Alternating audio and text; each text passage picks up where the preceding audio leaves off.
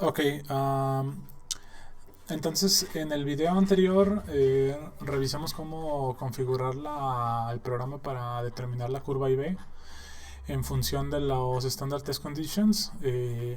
Para eso habíamos utilizado las ecuaciones del paper de la 19 a la 22. Sí, ahora lo que vamos a hacer, en este caso lo que hice, porque tuve algunos problemas ahí con la grabación, entonces perdí la grabación donde estaba modificando. Pero igual este programa se los voy a subir, entonces ya lo pueden revisar ustedes a detalle, ¿no? Lo que hice fue prácticamente modifiqué las ecuaciones o añadí en este caso las ecuaciones de la 24 a la 30, en donde tenemos el factor de idealidad modificado, la corriente de saturación en inversa del diodo. Acuérdense que estos parámetros vendrán siendo los parámetros reales. Nótese que aquí estoy utilizando el término de eje que hace referencia al a la energía de la banda prohibida en electron volts. Yo usé el valor del semiconductor de silicio y el NS que hace referencia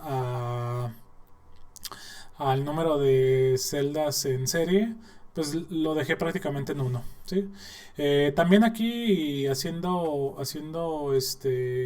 tomando en consideración que la T hace referencia a la temperatura actual para el modelo real y temperatura de referencia en teoría es la temperatura con la que nosotros caracterizamos nuestra celda solar. En este caso lo ideal sería con 300 Kelvin.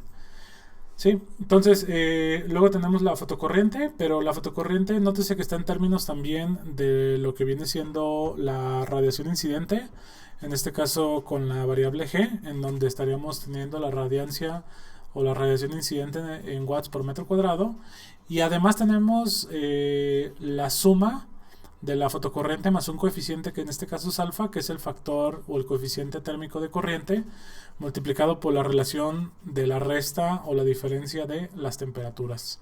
¿Sí? Nótese que si la temperatura es igual a la de referencia, el factor de alfa pues, esta sección se hace pues, prácticamente cero y depende solamente de la irradiancia.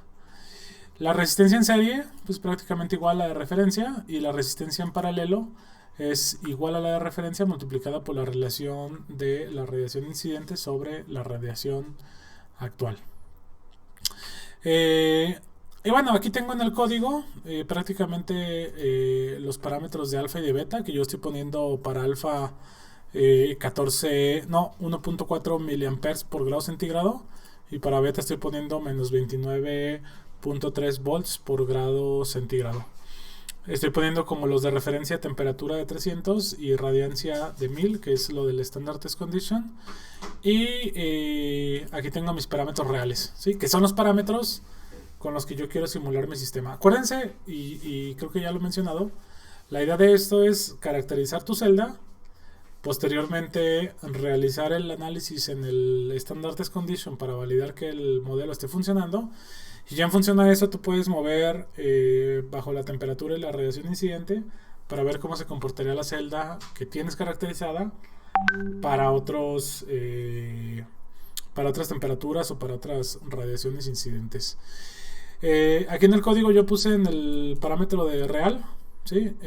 Todas estas ecuaciones, las que les acabo de comentar, de la 24 a la 29, y prácticamente copié la metodología de la solución de los métodos iterativos, en este caso de Newton-Raphson, y prácticamente nada más cambié el nombre de las variables, en donde le quito prácticamente el parámetro de ref, que hace referencia a los parámetros de referencia, y, y lo dejo, de hecho, se ve pues más parecido al original, ¿no? A las expresiones originales.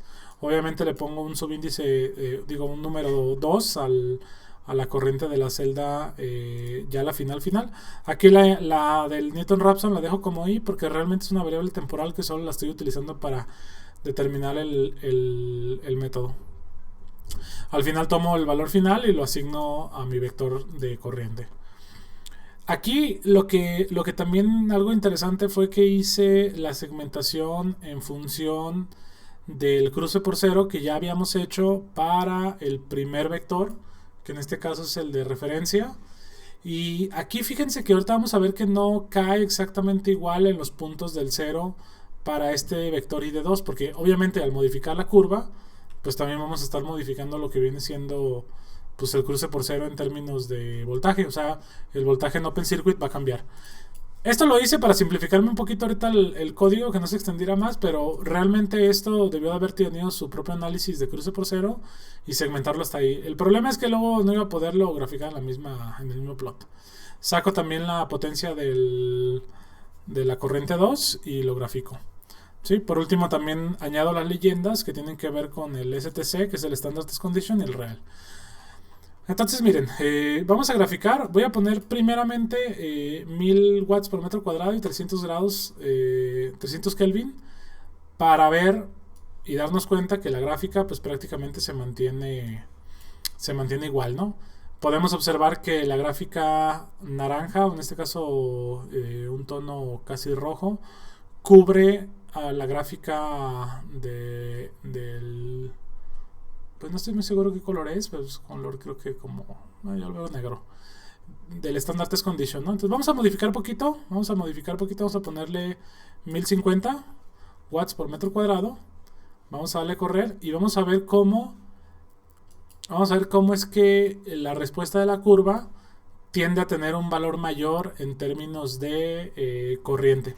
Nótese cómo en la región de la corriente en cortocircuito se ve más afectada que la región del voltaje en circuito abierto. Esto obviamente tiene que ver completamente con el hecho de que la radiación incidente impacta más en la región de la corriente que en la región del voltaje. ¿Sí? Vamos a subirle un poco más, vamos a ponerle 1150 y vamos a corroborar, ¿ok? Sigue subiendo, ¿no? Vamos a bajarle, vamos a ponerle 950 y vemos ahí que baja, ¿no? O sea, la de referencia son 100 miliamperes y ahora el valor obtenido pues son 94 miliamperes. Vamos a bajarle todavía más a 850 y corroborar que siga la tendencia hacia abajo. Reitero, y nótese cómo la región del voltaje en Open Circuit sí cambia, y como les comentaba, el cruce por cero cambia, pero realmente es mínimo, ¿no? Es mínimo el cambio que estamos teniendo. Entonces, ok. Vamos a ver cómo se comporta la temperatura. Vamos a ver, aquí nótese pues que son Kelvin, pero en magnitudes absolutas, pues un grado es un grado también centígrado. Entonces vamos a variar solamente una cantidad pequeña en términos de temperatura. Entonces vamos a ponerle 310 grados, que serían como unos 37 grados centígrados. Y aquí vemos algo curioso porque miren, en términos de corriente, vemos cómo la corriente incrementa en función a la temperatura, que era algo que creo que se podría decir que era esperado. Normalmente tenemos ese tipo de efectos en los semiconductores. Pero a diferencia de la radiación incidente, en donde incrementaba la corriente y también incrementaba un poco el voltaje, aquí el voltaje decrementa, o sea, se hace menor, y de hecho considerablemente. Esto quiere decir que el voltaje en Open Circuit sí depende en parte de la corriente. Y de hecho aquí tenemos en la ecuación del circuito, del paper, en la ecuación número 30, que podemos observar que sí, de hecho el voltaje en Open Circuit depende del coeficiente de temperatura de voltaje. Aquí también algo curioso es de que la región del punto de máxima potencia no solo se ve disminuida en términos de un desplazamiento vertical, como lo veíamos en la radiación incidente, sino que también vamos a tener un desplazamiento horizontal. Y de hecho podríamos decir que hasta cierto punto se compensa un poco la pérdida de voltaje con la ganancia de corriente, porque vemos que la región máxima del punto de máxima potencia se encuentra, podríamos decir que muy cercana, ¿no?, una de la otra.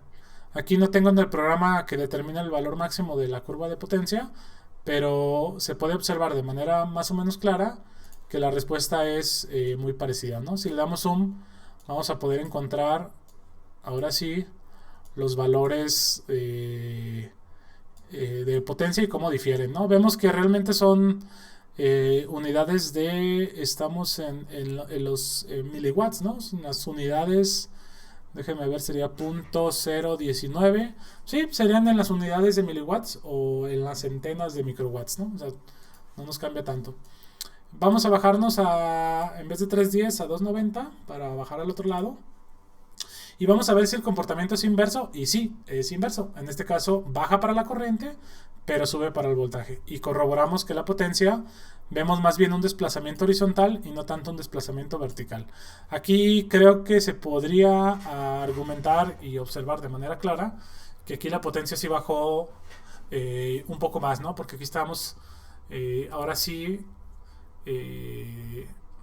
con un decremento un poquito, de hecho es casi lo mismo, ¿no? Pero bajó un poquitito más. Ok, entonces básicamente este código se los voy a subir al Classroom, y prácticamente lo que quiero que hagan, déjenme ver porque creo que ya subí las tareas. La tarea número 9, que de hecho la estoy poniendo como antes en el sistema, ya ustedes definen si quieren ver este video antes o después. La tarea 9 va a ser definir para la celda solar que ustedes tienen las ecuaciones y las gráficas para las condiciones reales, o sea, haciendo uso de este programa, pero introduciendo los datos que ustedes están obteniendo. Para esto me gustaría que ustedes modificaran las regiones de la resistencia en serie, la resistencia en paralelo y el punto de máxima potencia, que actualmente el programa los está calculando para el del Standard Test Condition, que además lo calcule para, o que en su defecto lo calcule solamente para las condiciones reales. ¿Sí? Entonces repito, metan los parámetros de las celdas solares de ustedes, considerando los coeficientes térmicos de corriente y voltaje, y que el programa determine los parámetros de resistencias y de punto de máxima potencia para las condiciones de los datos reales. Actualmente lo está haciendo para los del Standard Test Condition. ¿Ok? En el siguiente video vamos a ver cómo determinar los coeficientes térmicos de voltaje y de corriente, que es algo relativamente sencillo. ¿Sí? Entonces, cualquier duda, pues estamos en contacto.